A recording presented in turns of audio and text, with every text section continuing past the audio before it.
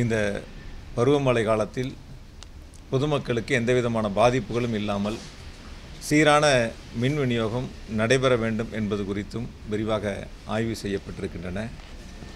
அவர்களுடைய தேவைகள் என்ன என்பதும் கேட்டு அதற்கான முன்னேற்பாடுகளும் செய்யப்பட்டுள்ளன. குறிப்பாக தேவைகளை பூர்த்தி செய்யக்கூடிய வகையில் 1,32,000 மின் கம்பங்கள் தயார் நிலையில் உள்ளன.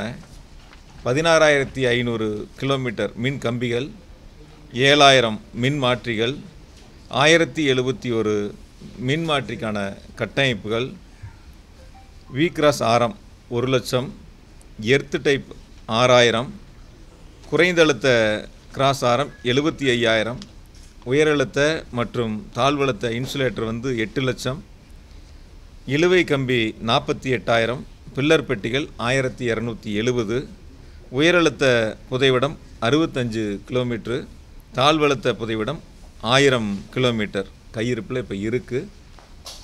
அந்தந்த பகுதிகளுக்கு தேவையான அளவிற்கு பிரித்து அனுப்பப்பட்டுள்ளன. சென்னையை பொறுத்த வரைக்கும் பார்த்திங்கன்னா இருக்கக்கூடிய மற்ற தமிழகத்தில் இருக்கக்கூடிய பகுதிகளோடு சேர்த்து சென்னையில் மட்டும் பார்த்திங்கன்னா 4,000 பணியாளர்கள் களத்தில் பணியில் இருக்காங்க. 9 மாவட்டங்களில் 12,000 பணியாளர்கள் களத்தில் நின்று பணியாற்றி கொண்டிருக்கின்றார்கள். ஒட்டுமொத்தமாக தமிழ்நாடு முழுவதும் பார்த்திங்கன்னா 4,000 பொறியாளர்கள், 36,000 மின் ஊழியர்கள் களத்தில் 24 மணி நேரம் பணியாற்றக்கூடிய வகையில் பணியாற்றி கொண்டிருக்கின்றார்கள். எனவே மின் விநியோகத்தை பொறுத்தவரை அதிகமான மழை பெய்யக்கூடிய இடங்களில், குறிப்பாக மழைநீர் தேங்கக்கூடிய இடங்களில் பொதுமக்களுக்கு எந்த விதமான பாதிப்புகளும் வந்துவிடக்கூடாது என்பதற்காக பாதுகாப்பு கருதி மட்டுமே சில பகுதிகள் மட்டும் விநியோகம் நிறுத்தப்பட்டிருக்கின்றன. அதுவும் அந்த மழைநீர் அகற்றப்பட்ட பின்பு உடனடியாக விநியோகம் செய்வதற்கான நடவடிக்கைகள் எடுக்கப்பட்டுள்ளன.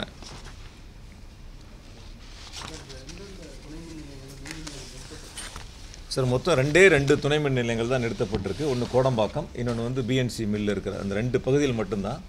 இந்த BNC மில்லாம் நேற்று நீங்கள் கூட வரும்போது நீங்களும் பார்த்தீங்க. அந்த பகுதிகளில் சாலைக்கும் அந்த துணை மின்னுடைய அந்த பகுதி அமைந்திருக்கிறதும் பார்த்திங்கன்னா சாலையை விட ரொம்ப பள்ளத்தில் அமைஞ்சிருக்கு. வரக்கூடிய காலங்களில் அடுத்த வருஷத்துக்குள்ளே அந்த துணை மின் நிலையங்களாம் சாலை மட்டத்திலிருந்து 1 மீட்டர் அளவிற்கு உயர்த்துவதற்கான நடவடிக்கைகள் எடுக்க வேண்டும் என்று முதலமைச்சர் அவர்கள் உத்தரவு வழங்கியிருக்காங்க.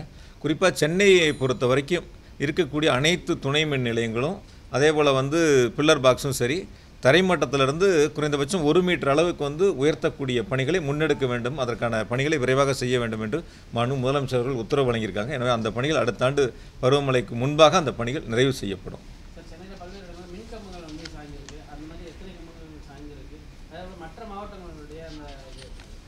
சார், மற்ற மாவட்டங்களில் மழை அளவு அதிகமாக இருந்தாலும் கூட பாதிப்புகள் அதிகமாக இல்லை. சென்னையை பொறுத்த வரைக்கும் 44 லட்சம் இணைப்புகள் இருக்குது. அந்த 44 லட்சம் இணைப்புகளில் 66,000 இணைப்புகளுக்கு மட்டும்தான் விநியோகம் நிறுத்தப்பட்டிருக்கு. அந்த பகுதியில் நீர் அதிகமாகும், மழையினுடைய அளவு அதிகமாக இருக்கிறதுனால, தொடர்ந்து மழை பெய்து வருவதனால் காரணத்தினால அந்த பகுதிகள் மட்டும்தான் நிறுத்தப்பட்டிருக்கு. மற்றபடி சீரான விநியோகம் நடைபெற்று கொண்டிருக்கின்றன.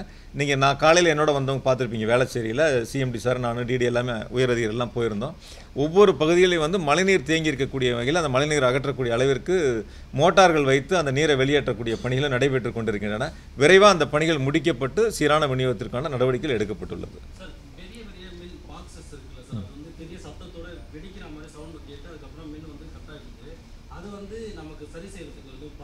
சார், ஒரே இடங்களில் தான் அது பாதிப்புகள் வந்தது. குறிப்பாக அந்த ஒரு இடங்கள் பாதிப்பு வந்தப்போ கூட அதுக்கு மாற்று ஏற்பாடு செய்யப்பட்டு அருகாமையில் இருக்கக்கூடிய இடத்துலேருந்து இணைப்பு கொடுத்தாச்சு. விநியோகத்திற்கான ஏற்பாடுகள் செய்யப்பட்டாச்சு. ஒரே நாளில் அது மாற்றியாச்சு. அது எந்த கம்பெனியாக இருக்கும் அல்லது எது போன்ற நிலைகள் அது வருது என்பதை இந்த பருவமழை முடிந்த பிறகு அது போன்ற நிலைகள் வராத அளவிற்கு நடவடிக்கை எடுக்கப்பட வேண்டும் என்பது இப்போ ஆய்வுக் கூட்டத்தில் பேசப்பட்டிருக்கு. சார், சென்னையை தவிர குறிப்பாகவே டெல்டா மாவட்டங்களில் தஞ்சாவூர், திருவாரூர், மயிலாடுதுறை, நாகப்பட்டினம் போன்ற மாவட்டங்களில் எந்த விதமான பாதிப்புகளும் இல்லாத அளவிற்கு விநியோகம் செய்யப்பட்டு வருகின்றன. குறிப்பாக அவங்களுக்கு தேவையான என்னென்ன மின் கம்பங்கள் உட்பட முன்னேற்பாடுகளாக அவர்களுக்கு தேவையான அளவிற்கு அனுப்பி வைக்கப்பட்டுள்ளன. பணியாளர்களும் களத்தில் இருக்காங்க. அதனால் எந்த விதமான பாதிப்புகளும் இதுவரை இல்லை. இனி மழையினுடைய அளவு அதிகமாக இருந்தாலும் கூட எதிர்கொள்வதற்கான அளவிற்கு மின்சாரத்துறை தயாராக இருக்குது.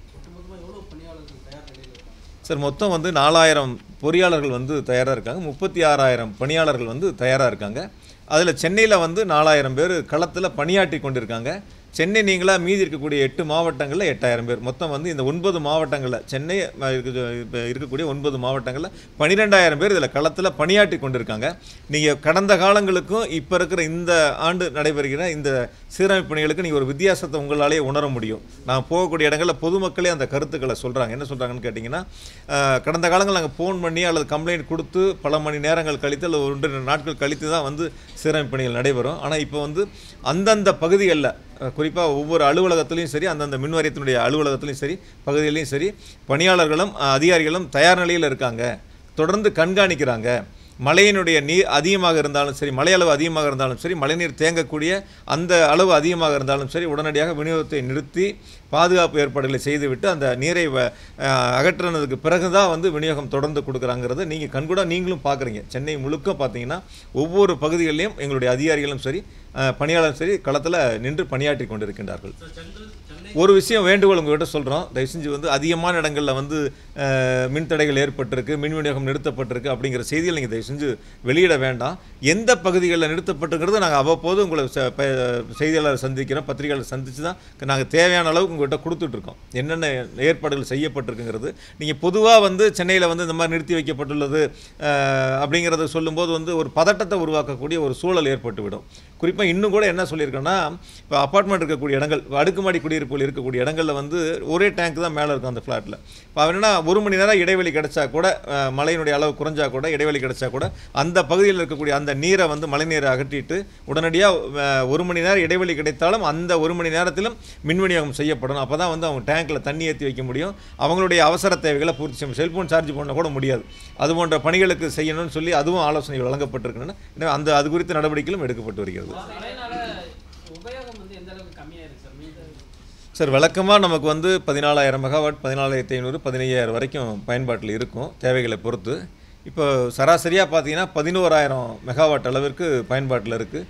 சில நேரங்களில் 10,500, சில நேரங்களில் 11,500 இந்த அளவுக்கு தான் நம்முடைய தேவைகள் இருக்குது. அதற்கான உற்பத்திகள் தொடர்ந்து செய்யப்பட்டு வருகின்றன.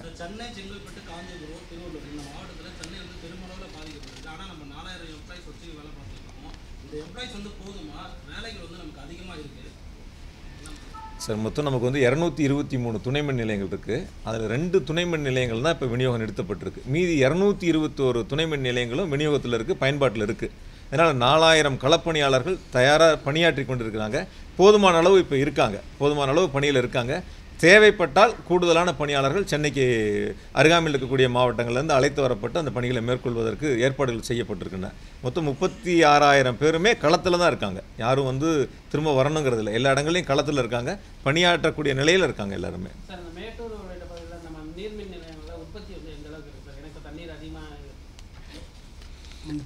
அதாவது வந்து என்னென்னா சார், நேற்றுக்குன்னு நினைக்கிறேன் ஹிந்து தமிழில் ஒரு செய்திகள் போட்டிருந்தாங்க.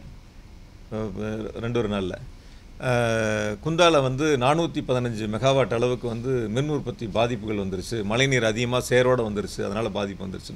அந்த மாதிரி எந்த விதமான பாதிப்புகளும் இல்லை.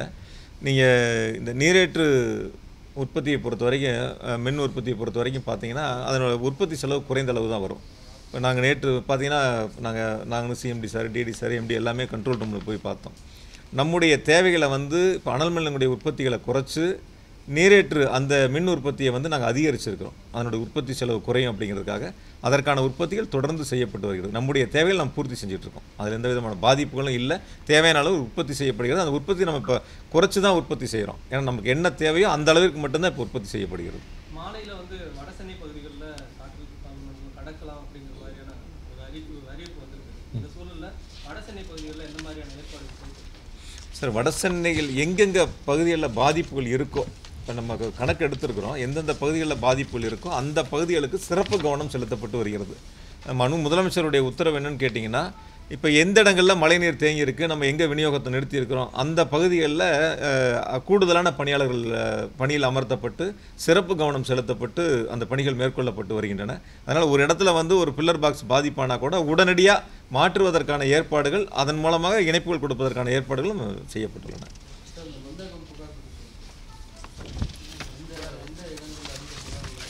சார், மின்னகத்தை பொறுத்த வரைக்கும் நேற்று மின்னகத்தில் வரக்கூடிய புகார்கள் வந்து நேற்று 2129 புகார்கள் நேற்று மட்டும் வந்திருக்கு. அதில் சென்னை வந்து அது புகார்களை பார்த்தீங்கன்னா ஏறத்தாழ வந்து சென்னையில் தான் அதிகமான புகார்கள் வந்திருக்கு. மொத்தமான புகார்களில் வந்து மொத்தம் சென்னையில் மட்டும்தான் 2129, தமிழகம் முழுவதும் 2714. இந்த 2714 சென்னையில் மட்டும் 2100 புகார்கள் வரப்பட்டிருக்கின்றன மின்னகத்திற்கு.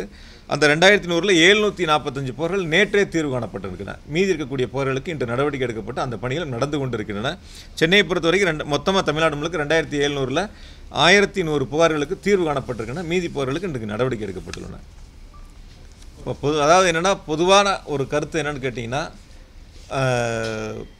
மழைநீர் தேங்கி இருக்கக்கூடிய இடங்களும் சரி, அல்லது மழையினுடைய அளவு அதிகமாக இருக்கக்கூடிய அந்த சூழல்லையும் எந்த விதமான பொதுமக்களுக்கு பாதிப்புகளும் வந்துவிடக்கூடாது, அதனால் இழப்புகள் ஏற்பட்டு விடக்கூடாது என்பதற்காக பாதுகாப்பு நலன் கருதி மட்டுமே அது போன்ற இடங்களில் மின் விநியோகம் நிறுத்தப்படுகிறது. மற்றபடி எந்த இடங்கள்லையும் வந்து வாய்ப்பு கிடைக்கின்ற இடங்கள் எல்லாம் உடனடியாக அந்த மழைநீர் அகற்றப்பட்டு சீரான விநியோகத்திற்கான நடவடிக்கைகள் எடுக்கப்பட்டுள்ளன. மொத்தம் நம்முடைய சென்னையெல்லாம் பார்த்தீங்கன்னா இருக்கக்கூடிய 44 லட்சம் இணைப்புதாரர் இருக்காங்க. அதில் பார்த்தீங்கன்னா நம்ம 66,000 இணைப்புதாரருக்கு மட்டும்தான் இப்போ விநியோகம் இருந்திருக்கும். அதுவும் இப்போ நடவடிக்கைகள் எடுக்கப்பட்டு நீர் அகற்றக்கூடிய அந்த பணிகள், மழைநீர் அகற்றக்கூடிய பணிகள் நடைபெற்று கொண்டிருக்கின்றன. 0.15% அளவுக்கு தான் மொத்தம் இணைப்புதாரர்களில் மின் விநியோகம் நிறுத்தி வைக்கப்பட்டுள்ளது, அதுவும் பாதுகாப்பு கருதி. சார், சென்னையில் பல்வேறு இடங்களில் மேம்பாலங்கள் இது சுரங்கப்பாதையில் தண்ணீர் தேங்கிருக்கு. அந்த இடத்துல பொதுமக்கள் வந்து பலர் வந்து செல்ஃபி எடுக்கிறது அந்த மாதிரி செயலில் ஈடுபட்டுறாங்க. அவர்களுக்கு என்ன மாதிரி அறிவுரைகள்? ஏன்னா இளைஞர்கள் அதிக அளவில் அந்த இடத்துல நின்று செல்ஃபி எடுக்கிறது பல்வேறு இடங்களில் இருக்குது. அவர்களுக்கு என்ன மாதிரி அறிவுரைகள்? சார், மின்சாரத்துறையாக இருந்தாலும் சரி, ஏன்னா மின் கம்பிகள் இது போன்ற எவ்வளவு நம்ம வந்து வாரியமும் சரி அரசும் சரி செயல்பாட்டில் வேகமாக முதலமைச்சர் அவர்கள் உங்களுக்கு தெரியும். ரொம்ப என்னென்னா, அதிகாரிகள் அமைச்சர்கள் வந்து ஒரு இடத்திற்கு ஆய்வுப் பணிகளுக்கு அல்லது நடவடிக்கை எடுப்பதற்கு செல்வதற்கு முன்பாக களத்தில் முதலமைச்சர் அவர்கள் பகுதிகளுக்கு சென்று பார்வையிட்டு பல்வேறு உத்தரவுகளை தொடர்ந்து வழங்கிட்டு இருக்காங்க. ஒவ்வொரு துறைகள் வரையாக தொடர்ந்து ஆய்வுக் கூட்டங்களை நடத்தி உத்தரவுகளை கொடுத்துட்ருக்காங்க. பொதுமக்களை பொறுத்த வரைக்கும் இந்த பருவமழை காலங்களில் ரொம்ப கவனமாக இருக்கணும், பாதுகாப்பாக இருக்கணும். அதுதான் ரொம்ப முக்கியமானது. ஏன்னா இந்த சூழலில் போய் செல்ஃபி எடுக்கிறதோ அல்லது வந்து அங்கே இருக்க புகைப்படம் எடுப்பதோ இது போன்ற நிலைகளை அவங்க தவிர்த்து விட்டு பாதுகாப்பாக இருப்பதே மிக முக்கியமானது. அதை அவர்கள் கவனத்திலே கொள்ள வேண்டும்.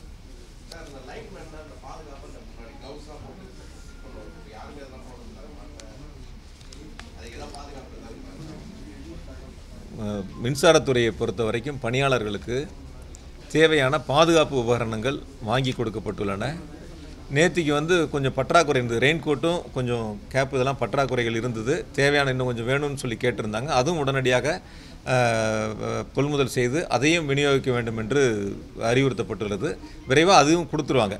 சில பேர் வந்து ரெண்டு எடுத்துனா பணியாளர்களும் அதை பயன்படுத்தக்கூடிய அந்த நிலைகளிலிருந்து சில நேரங்கள் தவிர்க்கிறாங்க. அது தவிர்க்கக்கூடாது. ஏன்னா மழை காலங்கள் ரொம்ப பாதுகாப்பாக இருக்கணும். அதனால் அவசியம் அதையும் அவங்க பயன்படுத்தணும். தேவையான அளவுக்கு அவங்களுக்கு தேவையான வாங்கி கொடுக்கப்பட்டிருக்கு, உபகரணங்கள் வாங்கி கொடுக்கப்பட்டிருக்கு. பாதுகாப்பு உபகரணங்கள் என்பது முழுவதுமாக பணியாளர்களுக்கு வாங்கி கொடுக்கப்பட்டிருக்கு. இதுவும் இன்றைக்கி ஆய்வுக் கூட்டத்தில் பேசியிருக்கிறோம். மீதி எதாவது பற்றாக்குறை இருந்தால் உடனடியாக வந்து அதை வாங்கி அவங்களுக்கு கொடுக்கணும்னு சொல்லியிருக்கோம்.